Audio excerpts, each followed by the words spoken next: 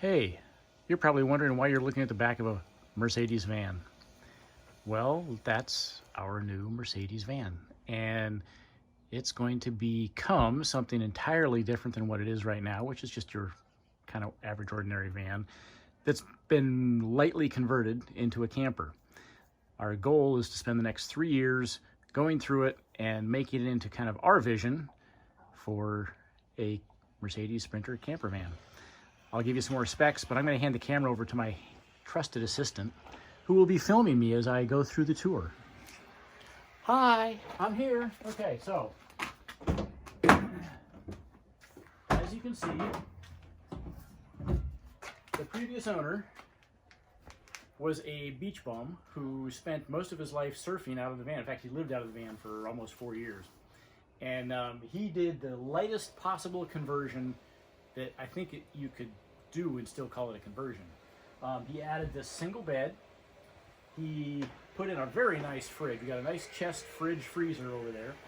There's a countertop with a 2-burner propane stove and a sink that has no running water. There's a gray water catch bucket below, and that's really about the limit of it. It does have 500 watts of solar generating capacity on the roof.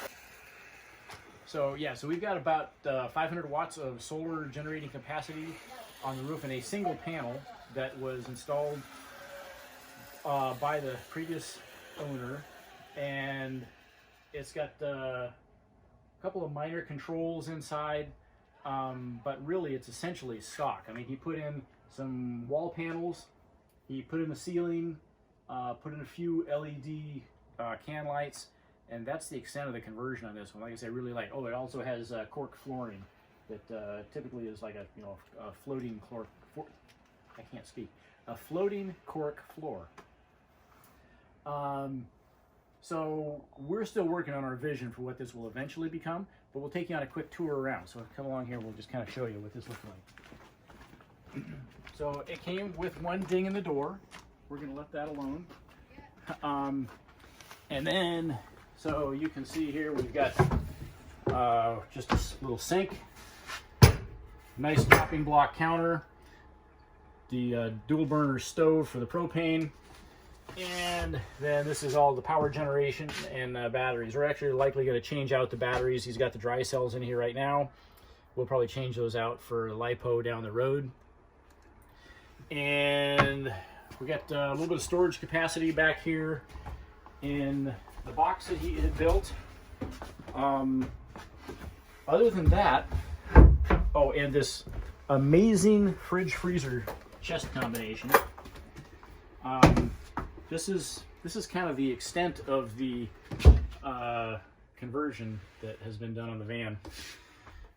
So we're obviously pursuing all of the van life pages that are out there, all the van conversion ideas that you can possibly see, and looking for interesting ideas too. You know, there's things like hammocks and lift beds and all kinds of curiosities that we're going to be checking out. But we'll let you know how it progresses. Like I say, it's going to be about a 3-year ongoing project, and we'll update you as we do a little more. And now Alex will demonstrate the proper technique for cutting a kill mat sound deadening panel.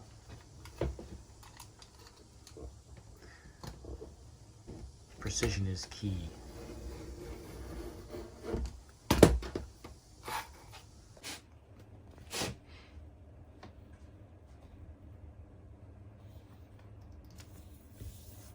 Technically, you only have to cover 20% of the vehicle with the sound deadening material, but we're going a little overboard. So we're probably going to be closer to like 50 or 60% by the time we're done.